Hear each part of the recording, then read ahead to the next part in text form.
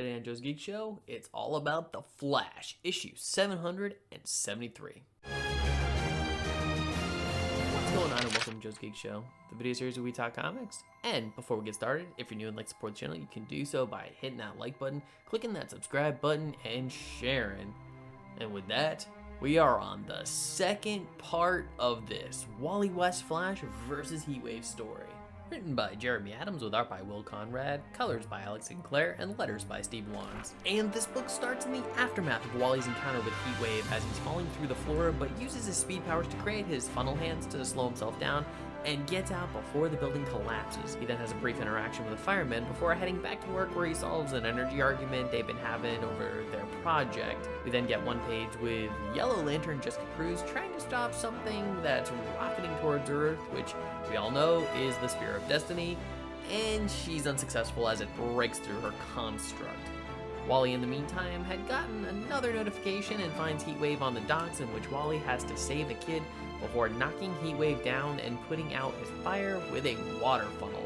It's also here Wally figures out Heatwave is sick, promises to help any way he can, convincing Heatwave to surrender, and has another brief conversation, this time with a police officer before heading back to work just as his co-workers are returning. He's then released for the day and heads home to eat with his family, ending with Heatwave at Belle Reve and in the company of Amanda Waller. And this book has a few push and pull elements to it, some of which I think are really good, while others, not so much. Let's start with the negative. For starters, I think the idea of Heatwave having cancer and dying and getting to see this character in a more vulnerable position was a very good idea. He feels desperate, like he's at the end of the rope, and he's reverting back to just what makes sense for him. And I do like the scene where he is finally conversing with Wally. It's just some of the dialogue in this scene has some contradictory elements. Like when he tells Wally that he's trying to get people to understand the value in life. How for the common, everyday, average person, they just go through the motions and don't really do much. So the idea of making them face their own mortality so that it kind of kickstarts them a bit to maybe go do some things and actually live their lives. But then he says life doesn't matter.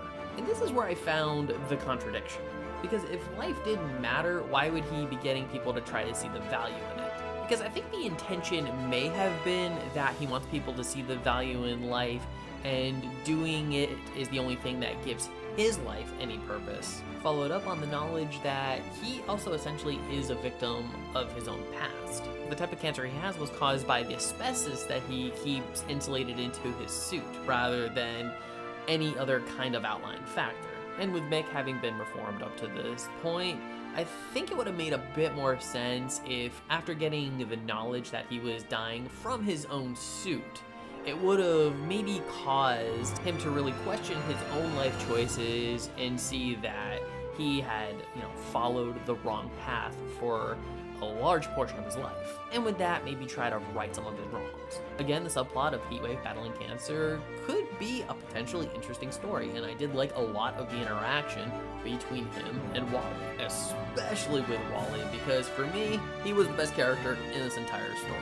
Because even from the first page, we see that Wally is quick on his feet. He's solving problems and showing that he is a veteran superhero. And of course, one of the biggest things that I always liked about Wally is he exuberates empathy and compassion, because he's really the first one to question Heatwave's return to villain status, and upon finding out what Heatwave is going through, decides to end the fight with his words, not his fists. I also found a lot of his dad joke humor to be pretty hilarious, so points for that. And overall, Wally is really solid here.